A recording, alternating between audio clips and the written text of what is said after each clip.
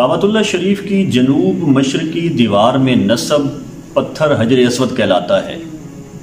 بڑی فضیلتوں اور برکتوں کا حامل یہ پتھر آقا کریم علیہ الصلوۃ والسلام کی حدیث مبارکہ حضرت عبداللہ ابن عباس راوی ہیں، ترمذی شریف کی حدیث مبارکہ۔ آقا کریم علیہ الصلوۃ والسلام نے ارشاد فرمایا، نازل الحجر الاسود من الجنت وهو اشد بیاضا من اللبن فسودته خطایا بنی آدم۔ فرمایا کہ حجر اسود جب جنت سے اترا تو دودھ سے بھی زیادہ سفید تھا، لیکن اولاد آدم کے گناہوں نے اسے سیاہ کر دیا۔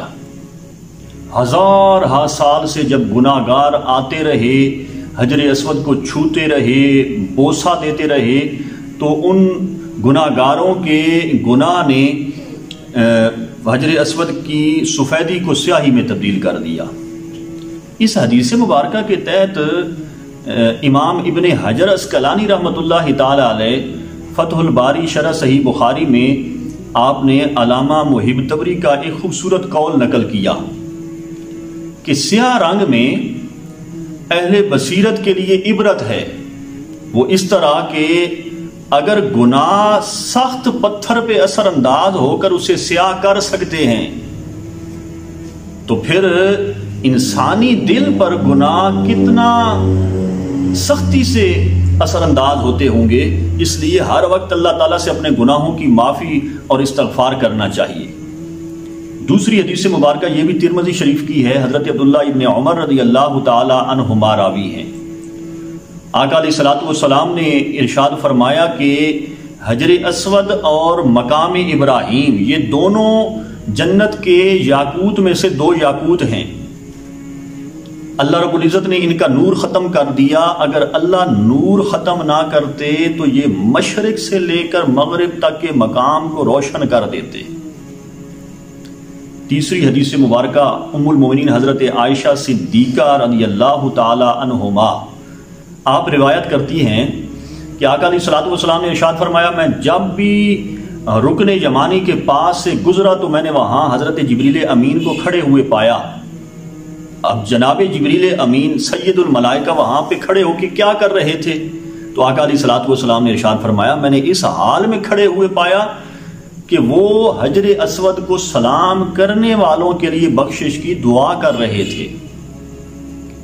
بے شمار فرشتے جب لوگ حجر اسود کو بوسہ دیتے ہیں، چھوتے ہیں، پھر وہاں پہ کھڑے ہو کے دعائیں مانگتے ہیں تو رب کے فرشتے ان کی دعاؤں پہ آمین کہتے ہیں، لیکن سید الملائکہ جناب جبریل امین وہاں پہ کھڑے ہو کر ان کے لیے بخشش کی دعائیں مانگتے ہیں۔ یہ ساری فضیلتیں اپنی جگہ، ایک فضیلت ایسی ہے جو حجر اسود کو ممتاز کر دیتی ہے۔ وہ کیا ہے کہ حجر اسود وہ خوش نصیب پتھر ہے کہ جس کو امام الانبیاء جان عالم صلی اللہ علیہ وآلہ وسلم نے ایک دفعہ نہیں کئی مرتبہ اپنے مبارک ہاتھوں سے چھوا بھی ہے اور بوسہ بھی دیا ہے۔ یعنی حجر اسود بوسہ گاہ مصطفیٰ ہے۔ اس دنیا میں اگر بوسہ گاہ مصطفیٰ صلی اللہ علیہ وآلہ وسلم تک ہماری آسانی کے ساتھ رسائی ہے، پہنچ ہے، تو وہ حجر اسود ہے۔ اور آقا کریم علیہ الصلوۃ والسلام کی حدیث مبارکہ جس کو امام بہقی نے سنن کبریٰ میں نقل فرمایا بڑی ایمان افروز ہے۔ آقا علیہ الصلوۃ والسلام نے ارشاد فرمایا کہ حجر اسود اور مقام ابراہیم، اگر کوئی مصیبت زدہ بیمار ان دونوں پتھروں کو ہاتھ لگائے تو وہ شفا یاب ہو جاتا ہے۔ تو پتہ یہ چلا کہ اللہ تعالیٰ نے حجر اسود اور مقام ابراہیم ان دونوں کو بڑی فضیلتیں عطا فرمائیں، اور جب حجر اسود کو جنت سے زمین پر اتارا گیا دودھ سے بھی زیادہ سفید تھا، لیکن اولاد آدم کے گناہوں نے اس جنتی پتھر کی سفیدی کو سیاہی میں تبدیل کر دیا۔